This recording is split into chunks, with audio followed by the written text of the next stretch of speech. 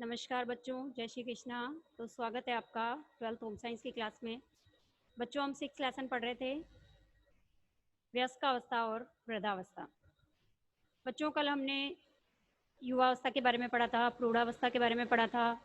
हमने देखा था किस प्रकार से प्रौढ़ावस्था को मध्यावस्था भी कहते हैं। प्रौढ़ावस्था जो है 40 वर्ष से लेकर 60 वर्ष तक की आयु को प्रौढ़ावस्था कहते हैं। युवावस्था 20 वर्ष से लेकर 20-21 वर्ष से लेकर 40 वर्ष तक की आयु को हम युवावस्था कहते हैं। और हमने देखा था युवावस्था के अंदर क्या परिवर्तन आते हैं, कौन कौन सी समस्याओं के साथ समायोजन करना पड़ता है किशोरों को। और हमने देखा था प्रौढ़ावस्था के अंदर जो है कौन कौन से परिवर्तन जो है हमें देखने को मिलते हैं व्यक्ति के अंदर। अब बच्चों, आज हम पढ़ेंगे वृद्धावस्था के बारे में। तो यदि हम वृद्धावस्था को देखें बच्चों, तो वृद्धावस्था जो है यदि हम मानव जीवन के विकास का क्रम देखें तो विकास के क्रम का जो आखिरी पड़ाव है, उम्र का जो आखिरी पड़ाव है, वो क्या कहलाता है? हमारा वृद्धावस्था कहलाता है। हम कह सकते हैं कि शिशु के जन्म से शुरू होने वाला ये जीवन चक्र जो होता है, वो वृद्धावस्था के बाद मृत्यु पर आकर जो है खत्म होता है।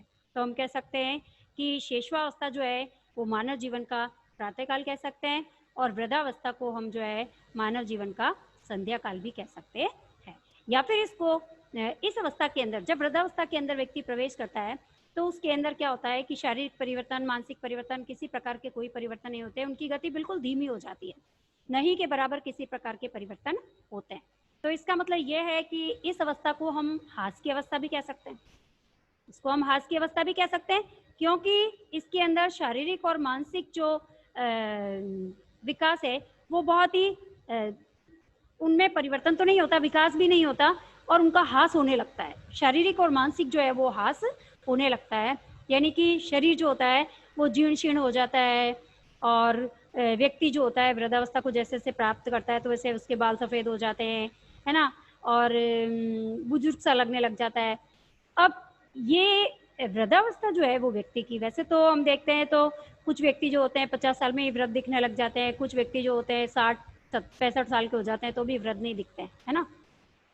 ऐसा क्यों होता है? ऐसा इसलिए होता है बच्चों कि ये उनके जो है उनमें वृद्धावस्था ही एक ऐसी अवधि है जिसके अंदर हास जो होता है धीमा और क्रमिक होता है। अब ये जो हास है, अगर ये तीव्र गति से हो रहा है ना, अगर हास तीव्र गति से हो रहा है तो व्यक्ति जल्दी बूढ़ा दिखने लग जाएगा, है ना, जल्दी वृद्ध दिखने लग जाएगा। और यदि ये हास जो है धीमी गति से हो रहा है, क्रमिक हो रहा है, तो व्यक्ति 60 से 65 साल का हो जाता है तो भी वृद्ध नहीं दिखाई देता है। अब क्या होता है कि यदि हम देखें तो जब वृद्धावस्था के अंदर व्यक्ति आता है तो उस व्यक्ति का जो बल है, उसकी स्फूर्ति है, उसकी जो प्रतिक्रिया की रफ्तार है, वो बिल्कुल जो है वो धीमी हो जाती है ना।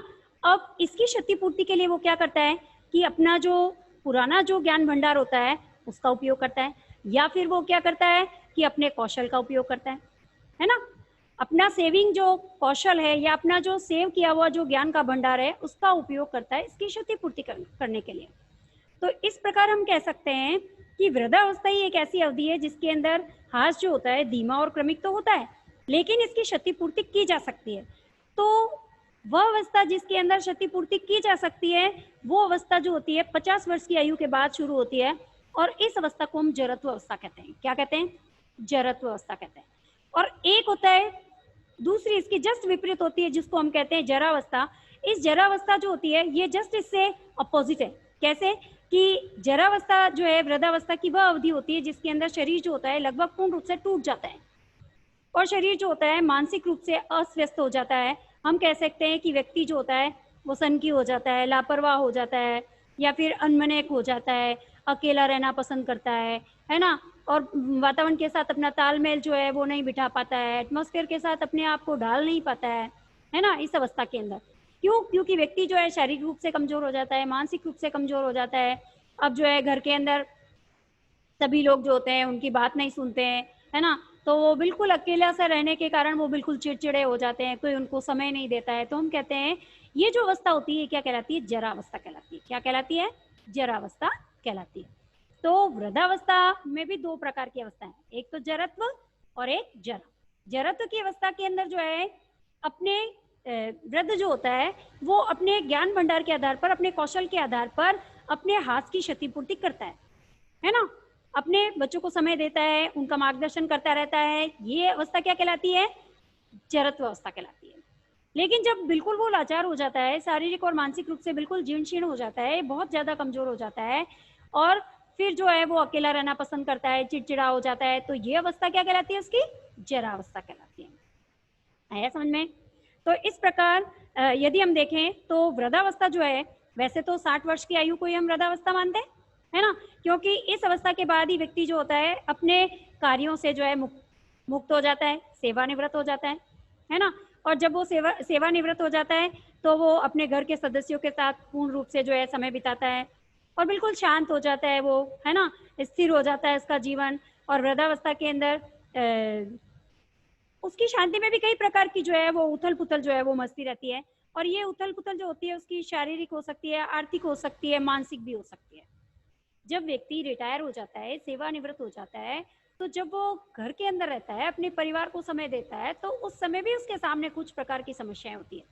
कई बार ऐसा होता है कि उसको पेंशन मिलती है, तो पेंशन मिलती है तो वो भी कट के मिलती है, तो ये भी एक तरीके का उसके घर के अंदर जो एक प्रकार की परेशानी होती है क्योंकि एक तो पूरा पेमेंट मिल रहा होता है, तो उसका घर आसानी से चल रहा होता है।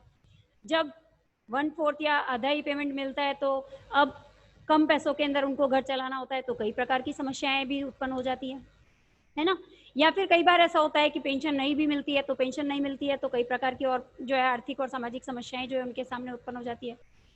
तो हम कह सकते हैं कि 60 साल के बाद जब व्यक्ति रिटायर होता है या सेवानिवृत्त होता है, तो भी वो घर के सदस्यों के साथ समय तो देता है। अब उसे ऑफिस भी नहीं जाना होता है, लेकिन दूसरी कई प्रकार की समस्याएँ जो है उसे घेर लेती है। और इसी के साथ हम कह सकते हैं कि जैसे घर के जो अन्य सदस्य होते हैं, जैसे बेटे हैं, बहू हैं, उन पर उनको जो है वो निर्भर रहना पड़ता है कई बार, है ना? कई बार जो है अपनी घरेलू ज़िम्मेदारियाँ जो होती है, जैसे बच्चों का विवाह करना है या बच्चों को जो है एक बच्चों का करियर बनाना है, कई प्रकार के कार्य जो है उनके पेंडिंग रह जाते हैं और पेंडिंग रहने के कारण उन्हें कई प्रकार की समस्याओं का सामना भी करना पड़ता है।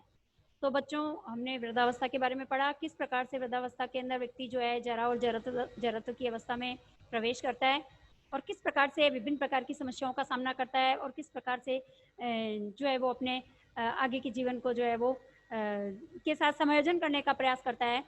तो आज की क्लास हम यहीं ख़त्म करेंगे बच्चों। धन्यवाद बच्चों। जय श्री कृष्णा।